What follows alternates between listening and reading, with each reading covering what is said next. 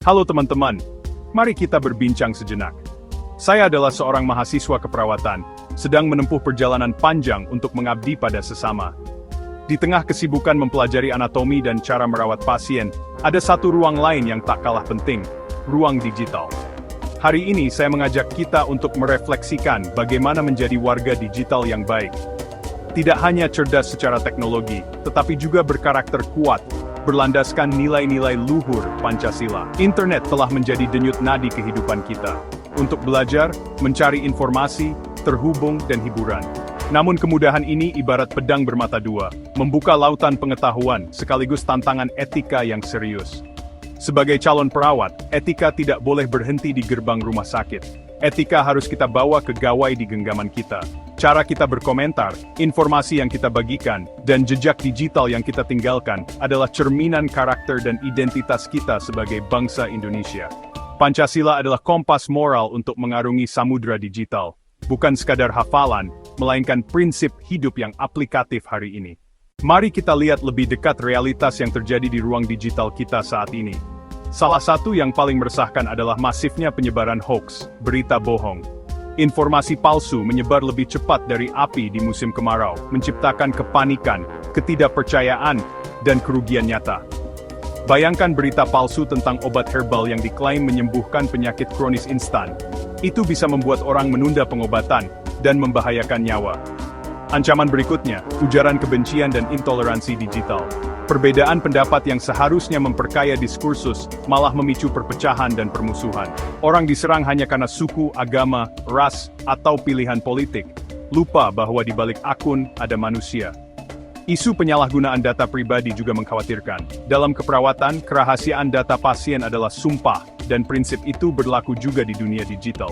Foto, nomor telepon, dan dokumen sensitif bisa disalahgunakan untuk penipuan. Kurangnya kesadaran privasi membuat kita rentan. Kualitas partisipasi demokrasi online rendah. Diskusi konstruktif tenggelam. Banyak yang ikut meramaikan dan menyebar tanpa mengecek. Ini tantangan bagi pendewasaan demokrasi digital. Jawabannya ada pada Pancasila. Sila pertama, ketuhanan yang Maha Esa, mengingatkan kejujuran dan tanggung jawab dalam berinternet.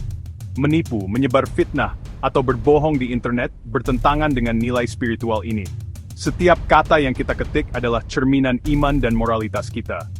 Sila kedua, kemanusiaan yang adil dan beradab, perlakukan setiap pengguna sebagai manusia bermartabat, tolak ujaran kebencian, perundungan dan pelecehan online. Sebelum mengirim komentar pedas, berhentilah sejenak dan berempatilah. Sila ketiga, persatuan Indonesia, jadikan media sosial sebagai jembatan bukan tembok. Bagikan konten yang mempersatukan. Rayakan keberagaman, perkuat rasa kebangsaan, hindari konten provokatif yang memecah belah. Sila keempat, menuntun demokrasi digital yang sehat, berpendapatlah sopan dan bijak, berbasis data dan fakta.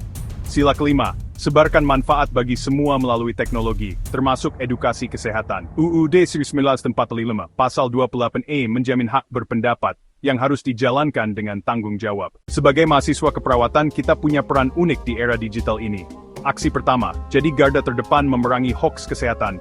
Verifikasi fakta sebelum membagikan informasi. Rujuk sumber kredibel, situs Kementerian Kesehatan, WEO, dan jurnal ilmiah. Aksi kedua, jaga privasi dan kerahasiaan. Jangan unggah foto, video, atau cerita yang mengungkap identitas kondisi pasien tanpa izin.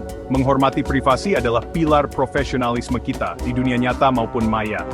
Aksi ketiga, jika menemukan disinformasi, luruskan dengan sopan, sertakan tautan sumber, dan laporkan konten berbahaya kepada platform.